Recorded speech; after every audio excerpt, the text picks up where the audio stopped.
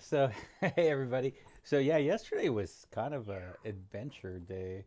Um, I yeah, I have the Chat GPT up here, but basically, I guess to sum up, basically what was happening was whenever you create an object in ThreeJS, you get an ID. And so what I was doing is I was using that ID because um, my base assumption was that the IDs would always be unique and that they wouldn't change. But then I ran into an issue with spotlights when I convert a point light to a spotlight, in which I needed to I can't remember if I need to do something or if it just automatically under the covers. But basically, I end up with a new ID, and then it kind of messes up my my whole scheme for forms and stuff because my forms, uh, I wanted to basically have the key be the ID and then the form be in a library or yeah a dictionary. So, anyways, push comes to shove, I was just like, okay, I would like to have an ID, my own ID, but I don't want to write the code to create my own ID. I'd rather just use an existing ID. And ChatGPT kind of suggested for me to use the Angular CDK, and then I tried, and it was just like, oh yeah, no, you can't do it that way. Do it this way. And then I tried the new way, and it was like, oh yeah, no, that doesn't work. You should make your own, or possibly use UUID, or I think the other one was like Tiny ID or Tiny Small ID, something like that. So I was like, okay, yeah. So we're gonna do that tomorrow, and that's today. That's right now.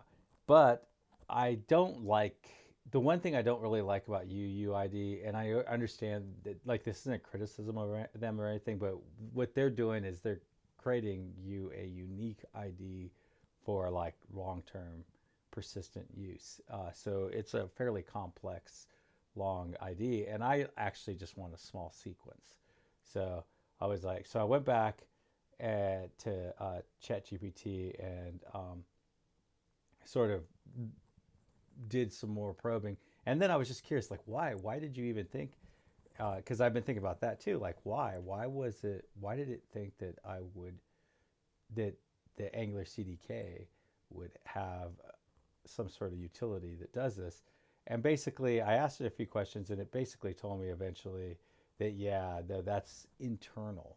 That's internal functionality that maybe like one of the developers, or if you, I don't know if Angular Material is open source, but like if you were coding in Angular Material within the library, it has ways of generating unique IDs and stuff, but they never expose those unique IDs. Yeah, see, unique have their own internal mechanisms. So I don't know. I don't know if this is the truth or not. It doesn't really matter, but it does make sense. Um, but at once it was all done, I did finally settle on. It did give some pretty good code for creating my own.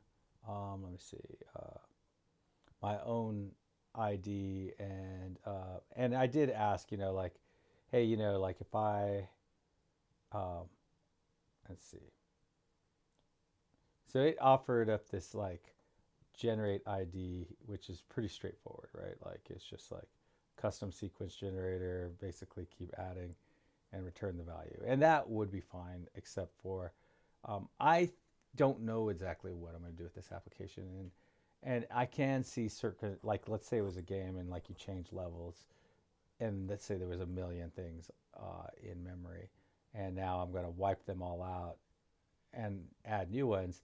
I could start hitting numbers that that aren't possible. So someone might be on, let's say this ended up being the core of a video game. They could be on angle or level 200, and the whole thing just dies because we've gotten too big in numbers. And I have actually seen that happen. I've worked at places where our numbers just got too big, and and that's a real problem.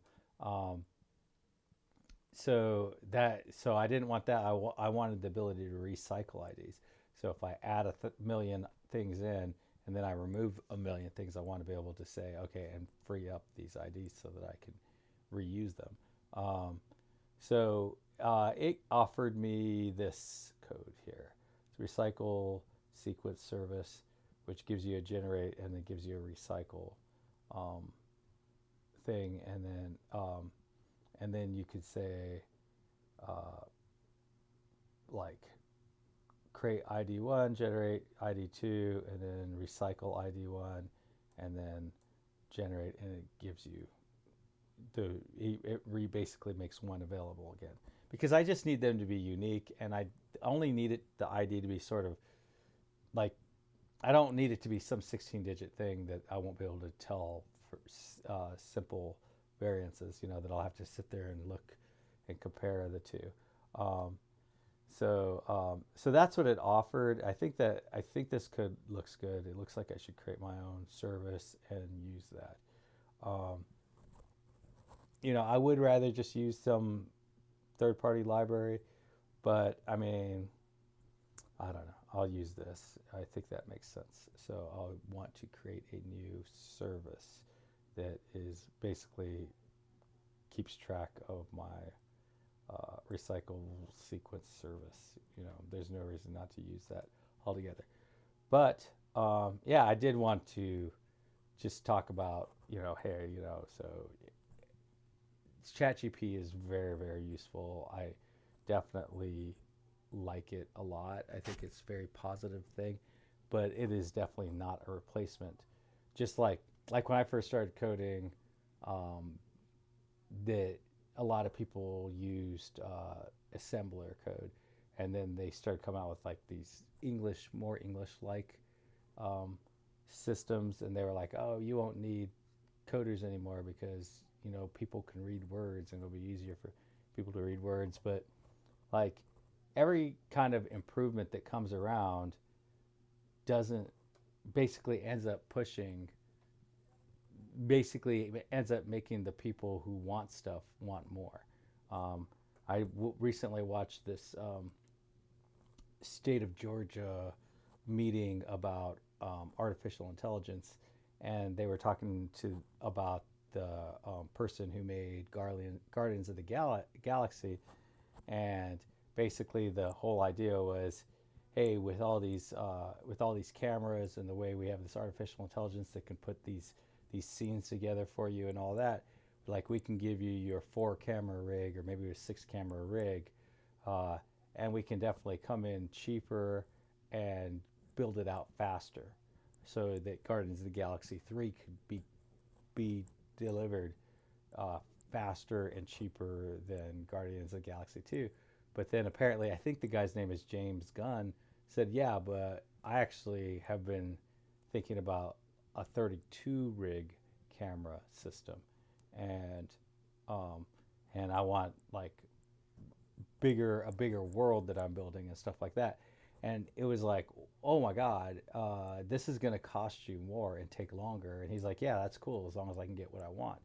And if ChatGPT makes us faster, um, the people who want stuff are just going to want more.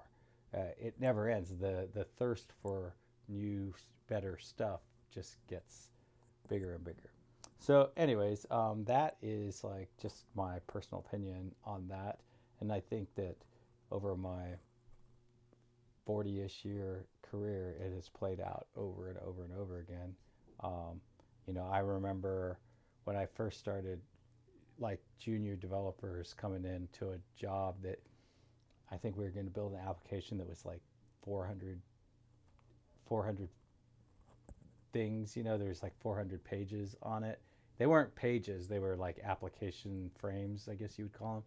And this person's job, their only job, they weren't that great of a developer, and their only job was to build the little X on every page. They would just go through and just manually write the code to close each one of the pages, so that you'd be able to close the thing. And that was their job. That's all they did for like 6 months.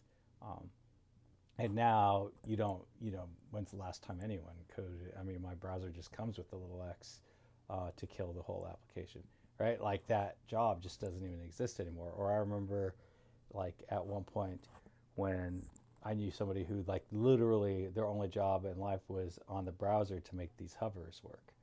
Um, so you'd hover and you'd get a thing and maybe a little pop-up tooltip yeah, some styling changes, or maybe something would become visible or something like that, and they just built. That's all they did. That's all they did. This was like in 1997, and now you can just do that with CSS. You know, it's just a few lines of CSS that does it. But you know, there's still work. But anyways, so to onward and upward, I think this is a good name, recyclable sequence service. So let's go ahead and just create a new recyclable sequence service. Might as well do something other than just listen to me ramble on. So we go into the packages the way I do it. This is how I do. I like to do it in the packages. And then I'm just going to say services. I guess I should probably put that in utils. So,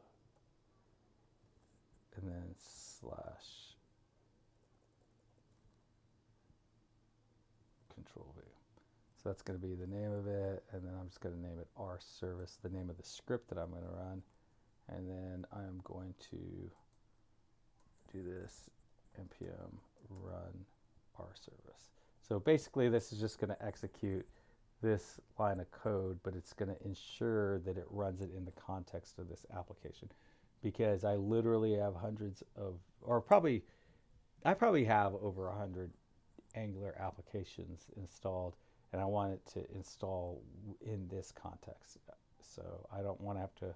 I and this just is to me the most reliable way to ensure that. Oh, I don't know why I did that. Escape. So now I'm going to execute it. Basically, I like to kind of get it in my head what I expect to see change. So basically, I have this services folder, and so I'm going to want to see another folder in here. So I want to see my new folder show up. And yeah, so now I have my utils service, and it's called the recyclable sequence service, which I don't want that. So I'm just going to get rid of this last service, and I'm going to hit save. And I think the TypeScript will probably not be happy. I mean, the unit test. So we'll get rid of that, and we'll get rid of this, and then get rid of this. And we'll just save it. I think that's going to be the only time that it matters. So basically, tomorrow I'll go ahead. Well, I guess I might as well. There's no reason not to just copy and paste this code here. So I have to go fish it out tomorrow, figure out where it is. Let's see. So they don't even have a constructor. You don't even have a constructor. So control V, and let's see. And then this is how I'll use it tomorrow.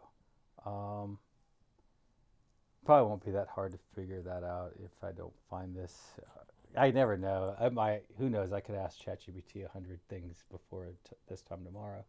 But anyways, we have our new service, recyclable sequence service, and we'll start generating IDs and recycling IDs from the light service, or I mean, sorry, from the ThreeJS service. I'm not too worried about scoping because I really want to make sure that all creations, I want to make sure that you can only create a anything really, a scene or a camera or anything from one place. So when I do the import, like everywhere I've ever worked where I've never gotten the opportunity, I've never had the opportunity to build an import export system before. And every place I've ever worked, the architect has always been like, oh, we need to make sure that like when we export and then when we re-import, that how things are imported is the exact same way that uses the exact same scheme that the add that the UI uses, because what I don't want is for like, oh, I just added something to the UI. Oh crap, now we need to go make sure we add it to the importer. What I want is I've added it and now it works for the UI and the importer. I want a centralized place where importing and exporting, and every single time I've ever worked at a place, we after it's been built out, um, we ended up with, okay, we've added a new feature in the UI. Oh, it's broken on import. Okay, we need to add code in the import to do it. I want to make sure to avoid that um, at all costs. That's like a 100% because it is just death to an application. Most places I've ever worked, we built out the importer, and then like 4 to 6 months after the importer is built out, we've abandoned the importer because maintenance is just too much. Because now it's like the front end can do all these things, but if you do this on the front end, now the back end, now the import is broken, and we've let it get so broken that getting it fixed is going to take forever. So let's just go ahead and abandon it for a future thing. I want to make sure that doesn't happen. So I know I've done a lot of rambling in this one. Um, I think I was a bit rocked yesterday by I mean, the last few sessions have been like sort of a lot of getting rocked. I got rocked because the IDs are changing, and I did know that, but then I didn't realize what the cascading effect to the application would be. So then it was like, okay, fine. So I'm gonna create my own IDs. At first, I was gonna do a little bit more accommodation code, and then I was like, no, I need to use like an existing third party thing to create my own IDs, because I don't want to do all the overhead of trying to maintain this stuff. And then, so let me use an existing thing and then find out that ChatGPT just completely and utterly misled me, sent me down a completely the wrong path.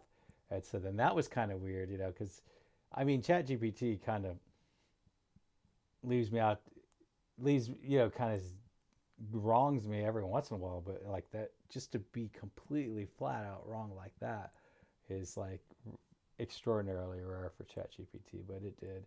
And it actually like thanked me at some point in here where it said, "Oh, and uh, thank you for straightening me out." So, uh, which was interesting, to get that. I think this analysis, though, I know that I was trying to sign off a second ago, but yeah. So adding, removing, then re-adding a million IDs would probably be okay for most browsers on a beefy laptop, because I don't expect this application to really be used on phones. I did for at first kind of try to design it that way, but like no. And it says yes, adding, removing, and then re-adding a million IDs would be manageable for most modern browsers running on a beefy laptop. Here's why: integer storage, 4 bytes uh, would only be 4 megabytes of memory. Um, so, and if you, yeah, eight to if you wanted to pull them. And then performance, yeah, the way the arrays are done in browsers is extremely efficient. Um, and then garbage collecting would be very easy, as long as, it didn't say, hey, as long as, but seems to me like, as long as you don't create uh, as long as you don't create like references to these things, and then not delete them. So like, if I create my dictionary and then I delete the dictionary and then I leave that dictionary alive, or in existence, and let's say I create a new dictionary, that old dictionary would still sit there and use up all that memory. But anyways, yeah, happy coding, everybody. Bye.